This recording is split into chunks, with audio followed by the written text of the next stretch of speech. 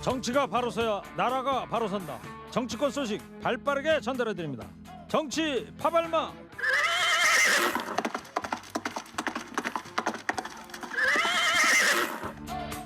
날은 더워지지만 오늘도 열심히 달립니다. 지치지 않는 땡벌 봉보로 봉봉. 봉봉봉. 최진봉 성공해 되겠습니다. 예, 안녕하세요. 최진봉입니다. 시사평론계 루이 암스트롱. 서정욱 변호사입니다. 어서 오세요. 안녕하십니까. 예, 손흥민 선수 오늘 밤 12시부터 축구하는 거 두 분 봤어요? 아, 저는 못 봤습니다. 예. 주무셨어요? 서정욱 변호사는? 저는 못 봤습니다. 아, 좀 보시지 그래요. 예. 손흥민 선수 저 덕담 한마디 해보세요. 예. 아시아 최초로 저 득점왕 됐는데. 제가 여기 먼저 말하면 네, 페널티 골이 없이 필드 골로만 이게 득점왕했다 그러더라고. 그렇죠. 윤석열 대통령 축전해 보니까 저는 이번에 그 11월달에 카타르 월드컵 있잖아요. 네, 월드컵에서 이제 더 큰 역할을 해가지고 국민들에게 희망을 주시기 바랍니다. 요 짧은 시간에도 윤석열 대통령을 또 인용을 하셨네. 자, 최진봉 교수도 해주세요. 짧게. 예, 뭐 손흥민 선수 대단합니다. 정말 우리나라의 위상을 너무 많이 높여주셨고 아시아인 최초로 이제 유럽 프리미어리그에서 득점왕을 한 거 아니겠습니까? 네. 이건 정말 전대미문의 그런 성과다. 축하드리고 대한민국의 자랑스러운 아들로서 앞으로도 계속 국위성에 앞서주시기를 간절히 바라겠습니다. 예. 짧게 좀 해주셔도 되는데 교수님이라 좀 기십니다. 예. 자, 시작할게요. 윤석열 대통령 취임 후 첫 한미 정상회담이 이제 마무리됐는데요. 두 정상의 목소리 좀 준비했습니다. 들어보세요. 이번 회담에서 우리 두 사람은 한미 동맹을 글로벌 포괄적 전략 동맹으로 발전시켜 나간다는 목표를 공유하고 그 이행 방안을 긴밀히 논의하였습니다. 안보는 결코 타협할 수 없다는 공동 인식 아래 강력한 대북 억지력이 무엇보다 중요하다는 데 공감하였습니다. 앞으로도 미국의 경제가 중국보다도 더 빠른 속도로 증가할 것이라는 전문가들의 전망치가 있습니다. 그리고 우리 양국 간의 관계는 그 어느 때보다 더욱더 친밀합니다. 그러니까 미국에 투자하는 것보다 더 좋은 것이 없다라는 저의 신조와 일관하다고 생각합니다. 네, 윤석열 대통령하고 바이든 대통령 이야기 좀 들어봤습니다. 자, 이번 한미 정상회담에 대해 여야 평가가 지금 엇갈리고 있습니다. 두 분이 한번 총평을 해보죠. 뭐 일단 여당 쪽인 저 서정욱 변호사부터 해주실까요? 저는 두 가지 점에서 이제 그 역대 최고의 회담이었다. 하나는 이제 그 북한 핵 있잖아요. 핵에는 핵으로만 대항할 수 있거든요. 북한 핵무기에 대한 대항으로 핵 있잖아요. 이걸 명시적으로 언급한 회담 선언문, 이게 큰 의미가 있고요. 두 번째는 옛날에는 이게 경제와 안보가 구분이 됐죠. 그런데 지금은 경제가 곧 안보고 안보가 경제입니다.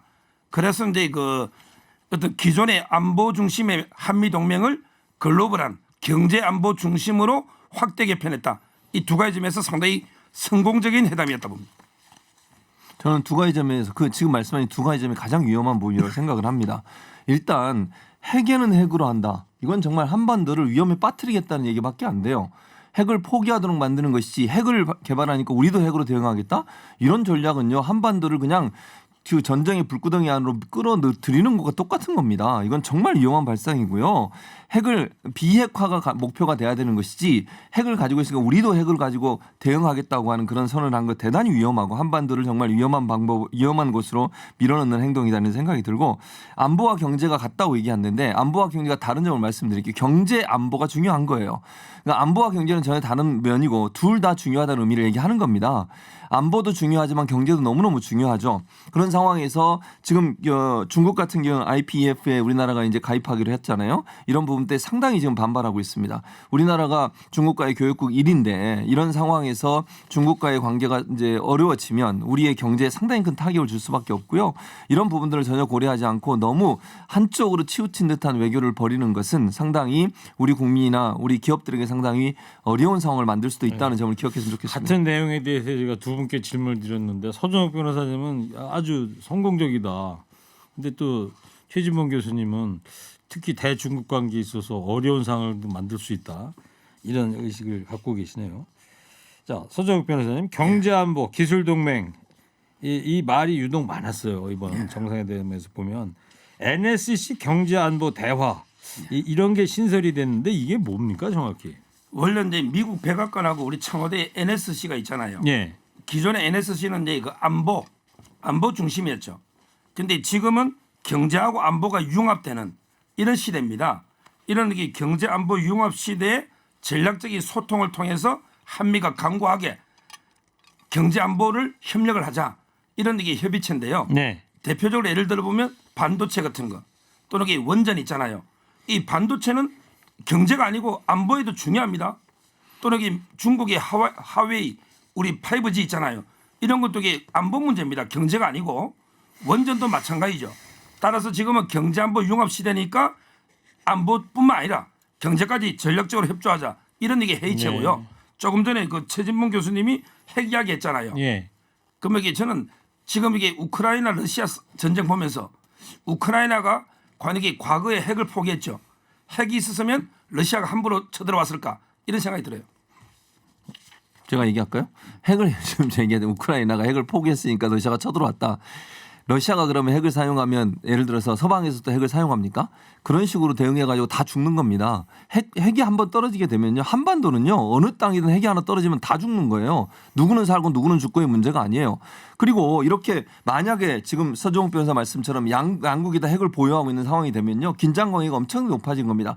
한순간에 잘못된 선택 하나 때문에 우리 모두가 위험에 빠지는 거예요. 이런 상황을 어떻게 만들자는 겁니까? 비핵화를 하도록 만들어야지 핵을 없애고 한반도가 평화 정책 질서로 만들려면 비핵화를 추진해야지 핵을 갖고 있으면 우리도 핵을 보유하자.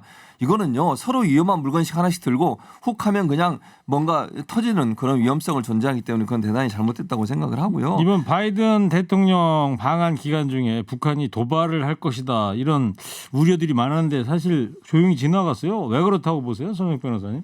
제가 보기에 저는 코로나 북한 내 북한은 코로나 지금 이 때문에 코로나로 심각한 뭐 다른 데 이동하기가 어려우니까. 예, 그런 것도 있고요. 그다음에 북한의 두 번째는 북한은요 예고된 도발은 안 합니다. 항상 이 불시에 도발하지 이미 예측됐기 때문에 감시라든지 그래서 아는 게 아닌가 보입니다. 네. 자 오늘 그리고 IPEF도 출범하지 않습니까? 이제 독계에서 윤석열 대통령이 화상으로 참여한다고 그랬는데 이러면서 한중 관계가 지난 사드 갈등 때로 돌아가는 거 아니냐 이 우려의 목소리도 나오고 있습니다. 네, 그런 우려의 목소리가 나오고 있어요. 장장 중국 왕이 외교 담당 국무위원 겸 외교부 장관이 기자회견에서 이렇게 얘기했어요. IPEF를 분열과 대항을 만드는 도모라고 강력히 비판을 했고요. 일본, 우리나라를 포함해서 모두 다 지금 비판을 하고 있는 상황이에요. 언제 얘기입니까, 그게? 이게 왕이 부장 어제 얘기한 걸로 제가 알고 있고요. 예. 예, 그게 이제 인도 태평양 경제 프레임워크거든요. 이걸 만들기 위해서 사실은 바이든이 지금 아시아를 우리나라와 일본을 방문한 건데 결국 이 프레임워크라고 하는 게 중국을 배제하면서 인도 태평양 지역에 있는 나라들을 본인의 어떤 그 뭐랄까 바운드를 끌어들이는 거거든요. 근데 문제는 뭐냐면 이 지금 경제적으로 보면 중국을 완전히 배제하고서 인도 태평양 지역의 나라들이 경제를 운영할 수가 없어요. 원자재도 미국만 있는 게 아니잖아요. 중국에 있는 원자재는 그럼 수입 안 할 겁니까?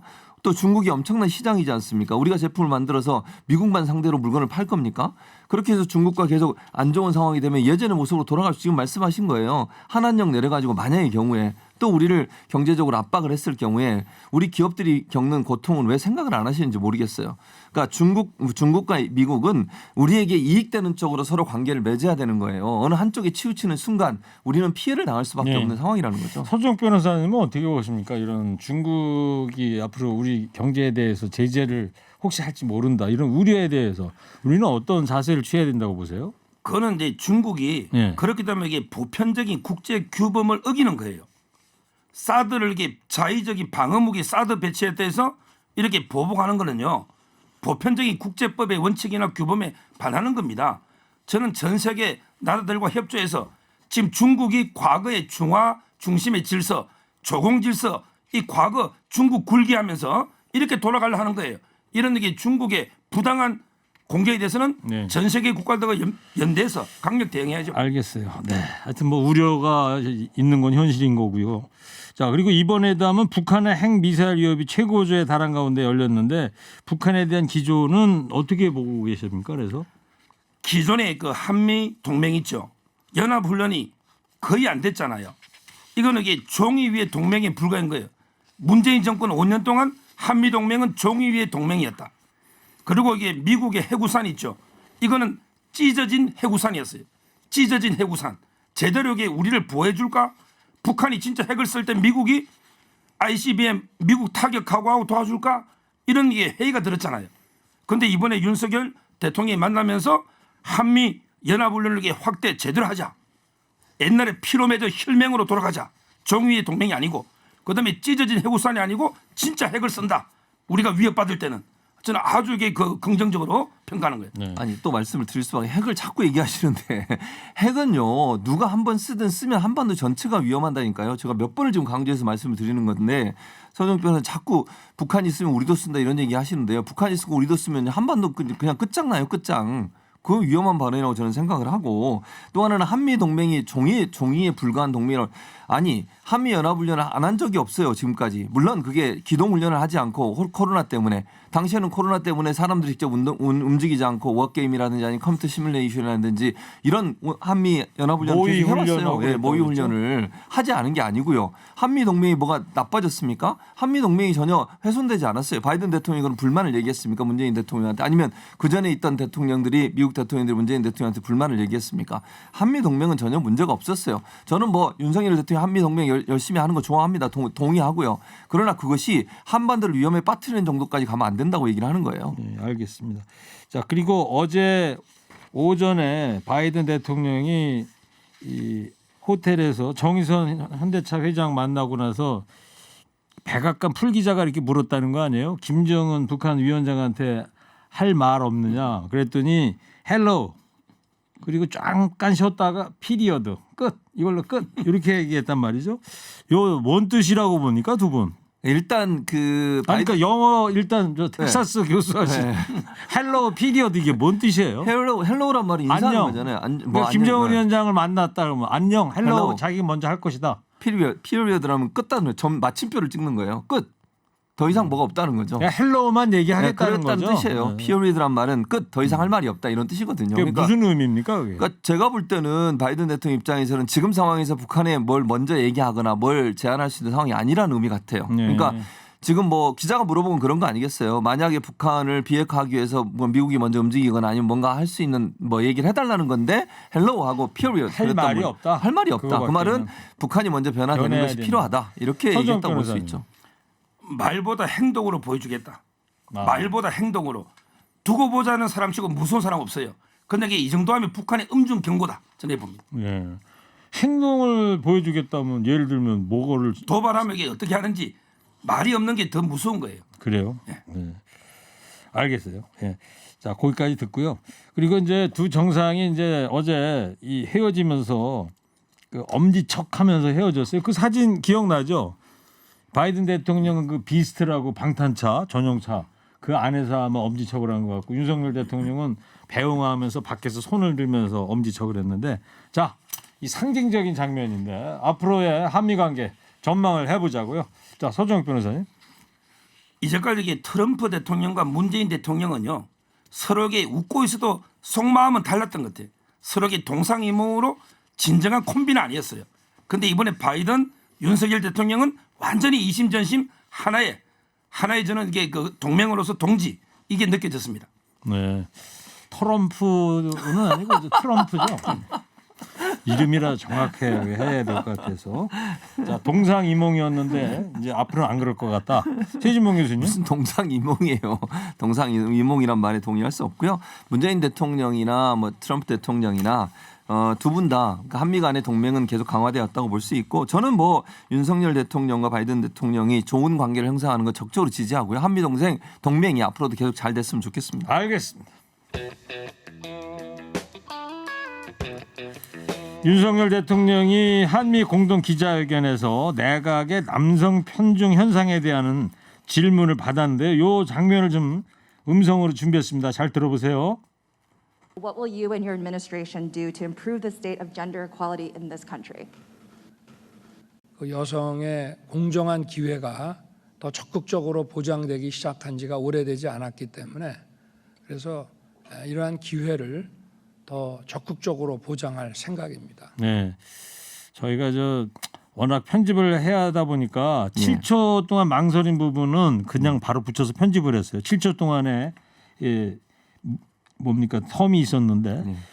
자, 최진봉 교수님. 네. 기자가 일단 뭐 미국 기자가 물어봤어요. 뭐라고 질문한 거예요? 그러니까 이제 아까 젠더 이퀄리티라고 얘기하잖아요. 그러니까 그랬습니까? 네, 젠더 이퀄리티라고 얘기를 했어요. 기자의 성평등? 질문. 네, 성평등이죠. 그러니까 예를 들면 내각과 차관 인사 수석 보좌관들, 비서관들 이런 분들의 구성을 보면 여성이 너무 적다. 이 부분을 얘기한 거예요. 다 들리시는군요. 그게. 그럼요. 저 다 들리죠. 저는 사실은 번역이 필요 없는데 네. 어쨌든 뭐 얘기를 해보도록 하겠습니다. 네. 그래서 이제 남성 위주로 되는 거에 문제가 있지 않냐라고 얘기했더니 답변을 하는데 7초 얘기하셨잖아요. 지금은 이제 편집이 돼가지고 바로 답변한 것처럼 윤석열 7초 있다가 답변을 한 거죠. 했어요. 네. 그 좀 곤혹스러운 이 언론의 기사를 보면요. 그 워싱턴 포스트로 제가 기억하고 있는데 이 언론 기사를 보면 상당히 곤혹스러워했고 7초 동안 멈칫거리다가 답변을 했다. 아무를 하지 못하다가 지금 공직사회에서 예를 들면 내각의 장관이라면 그 직전 위치까지 여성이 많이 올라오지 못했다. 그런 것 때문에 기회가 많이 보장되지 못했다.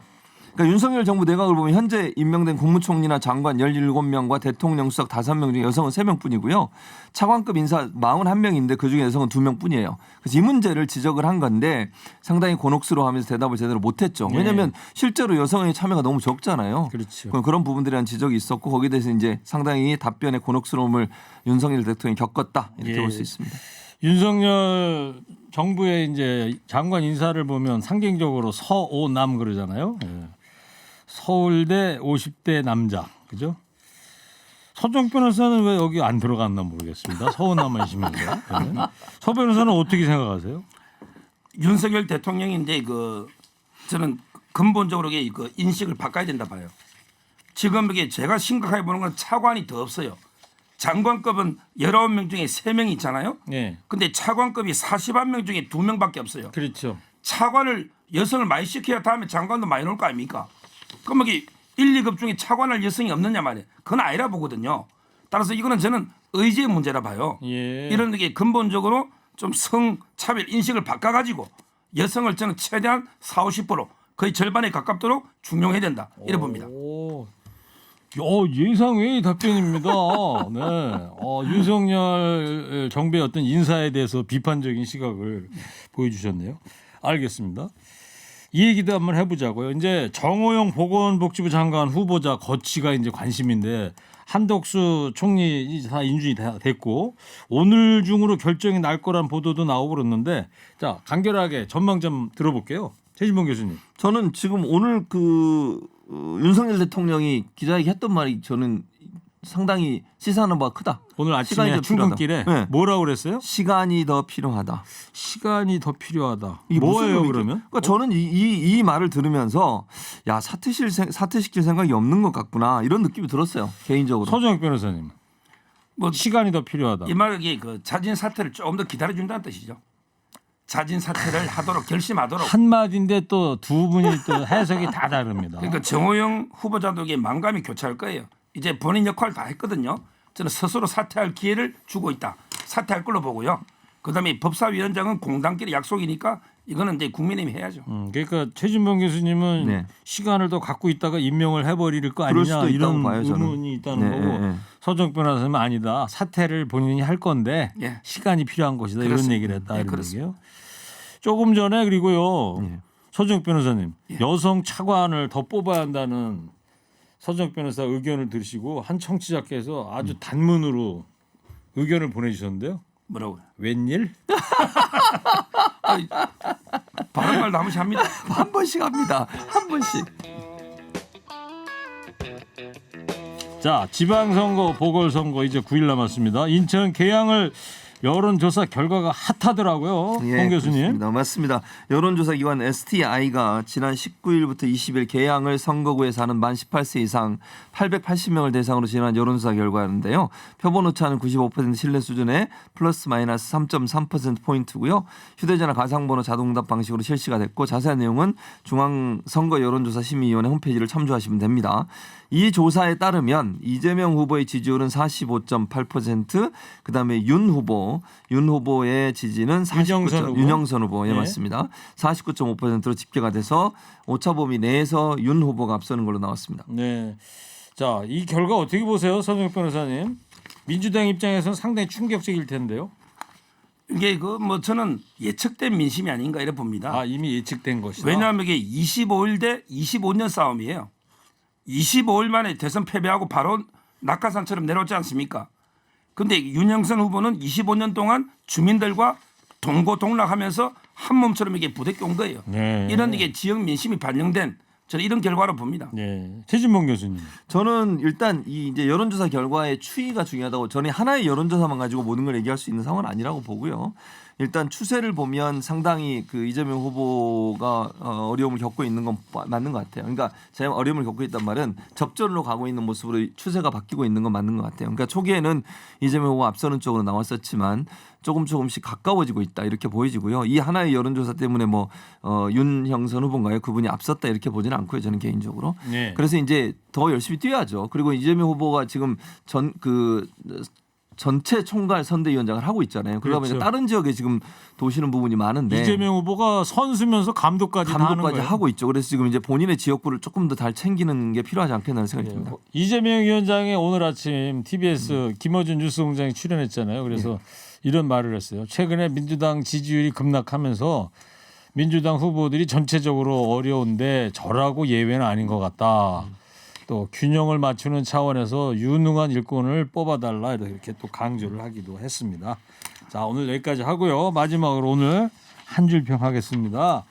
윤석열 정부 내각의 남성 편중 현상에 대한 두 분의 생각을 들어보겠습니다.